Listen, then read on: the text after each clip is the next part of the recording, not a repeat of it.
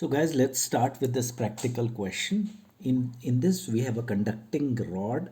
This is the conducting rod and this is a conducting loop. Okay.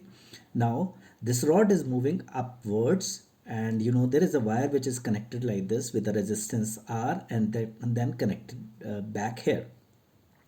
The magnetic field here is as shown, it is downwards. Let's assume it is B. Okay, resistance rod is R, which is given to us. Now we have to find the current in the rod. So it's very easy actually. Let's first draw this resistance. Okay, let's draw this resistance. Okay, now this resistance is connected to the two ends of the rod. Okay, now so this is connected this. Okay, now what you have to remember is there is a resistance in this rod also, so that would be in series, and this is given to us as R. Okay, now the EMF generated by it by the same way, B to V, where is V is this. I am moving to B towards B. So this is V, as you see here, this is V. So put your hand straight, curl your fingers towards B. Now wherever thumb points is the direction of EMF. So wherever the thumb points, it will be positive this side and negative this side. Okay, so it is positive, negative. EMF we already calculated in the last question, and it's sort of standard. Just learn the result. This, so I is equal to E by RE. Okay, now E is, as you know, the EMF being generated is A square, and 2 total resistance in series R plus R. Okay, so this is the current in the rod. So guys, here we will talk about a new property which is called self-inductance. Now what has been observed? Let's say this is a resistor here, and a current is flowing like this.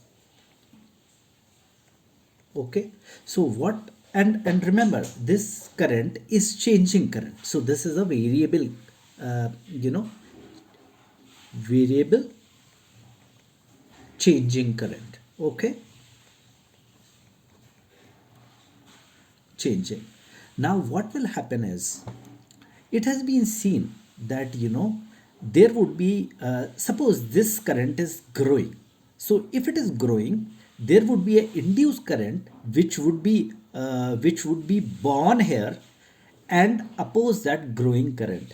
Suppose this current is dying, the original current is dying. Dying means getting reduced. So this induced current, so basically this induced current will be in the same direction and help no or not let it die. This is a self-induced current. Self-induced current. Okay, now if I have to summarize it, I will say induced current opposes growing current. So induced current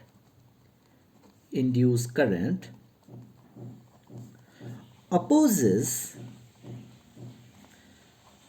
growing current. Correct, one. And second is supports dying current. Supports dying current. Whatever you do, whatever current is flowing, if it is increasing, it will not let it increase. If it is dying, it will not let it die. Okay, got it? So if I have to pictorial represent it, I can say, let's say this is, and if this current is increasing, then the induced current, let's say I1, would be in the opposite direction. Now if it is decreasing, let's say if it is, if this current is decreasing, then what it will happen is induced current will not let it decrease. So that is a basic thing about, self inductance. So students, just to explain this particular thing, we will use a small coil. Let's say this is a coil, and we have magnetic field, let's say here, going downwards, and a current is, and if the magnetic field, of course, I mean, if I apply, the right hand rule, if the magnetic field is downwards, then the direction of the current would be this. Correct? Now, if I is increased, correct? Then B will increase. Correct? Now, if B increases, of course, then flux increases. Correct? Now, when the flux increases, induced EMF increases. We have studied this. EMF increases. Now, if induced EMF increases, then induced current increases. Current. Now, after that, if induced current increases, then Lenz's law comes into picture. Correct? And will decrease primary current. Will decrease primary current. So it will be, let's say it will be something like, the direction of the current induced would be this. Correct? And you have to remember. Correct? Okay. So guys, let's understand it more in depth. Now, for that, suppose this is a wire with this, with let's say n turns here. Correct? Now, assume the current flowing is I and flux linked to one turn. Let's say there are n turns and flux linked to one turn is, let's say phi. So phi is equal to magnetic flux linked with one coil. Now, phi t is the total flux. So there are n terms. So the total number of flux are n phi. Now look at this way.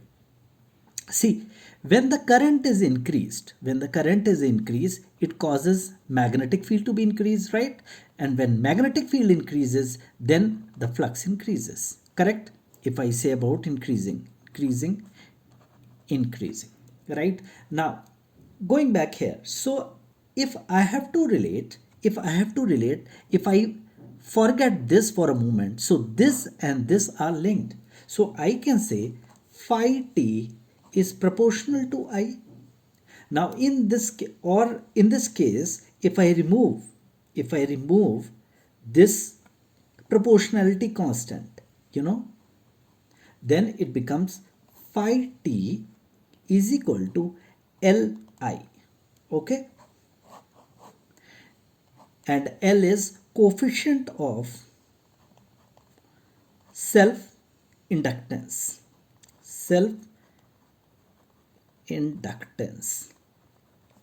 Okay. On the other side, we can also say n phi is equal to Li. Correct? Now L hence is equal to n phi by I. So basically we are just omitting this B in between and we are connecting this and this as I have depicted it here. Now the unit of L would be, it's Weber per ampere. So it comes as Weber per ampere, or it's also termed as Henry. Okay. Now in the same coil, this is a coil and this is a current flowing. Now suppose this, let me write it with a different color. Suppose this is changing. Now if it is changing, then again I can write induced emf induced emf is equal to e minus d phi t by dt, correct? Okay, now in place of phi t, I can replace it by Li. So we can write it, let's say I'll write it here. E is equal to minus d Li by dt, correct? Further, I can write it E is equal to minus L di by dt.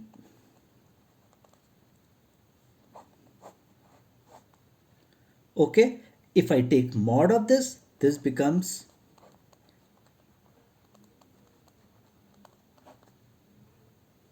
okay. Now if we have to define L, I can also write L is E mod of di by dt. Okay.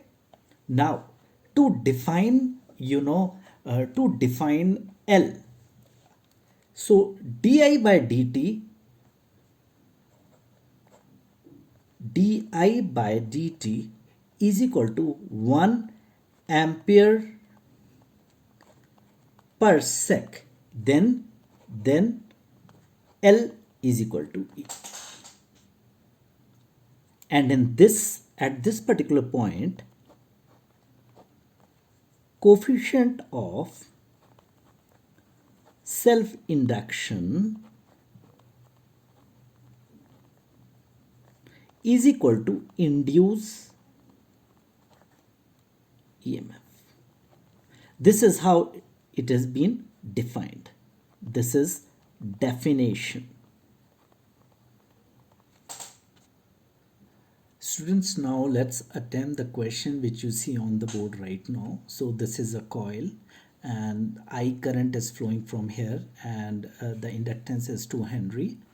We have been given di by dt is equal to 4 ampere per second. So basically it is plus 4 ampere per second, and increasing, you can say in other words, 4 ampere is is increasing per second, right? We have to find induced emf and va minus vb, right, which is of course, yeah, right? Now we know the formula, and which you will be using extensively, is E is equal to mod of L di by dt. Now what is L? L is given as 2 and di by dt is given 4. It is positive, so it is 8 volt, right? So I can say directly, Va minus Vb is, 8 volts. Also, if I have to draw, the symbol of battery, then I will say that, Va is more than Vb, so it will, Va is higher potential than Vb. So I will say something like this, and I will say, okay, it's something like this, A, B, and I will say, it's 8 volt, and the current will flow in this direction, correct? Okay, which current? I'm sorry, induced current. Actual current is flowing this way as it has been, so induced current will flow in this direction, and this will behave as a, as a EMF generator or a battery. Okay.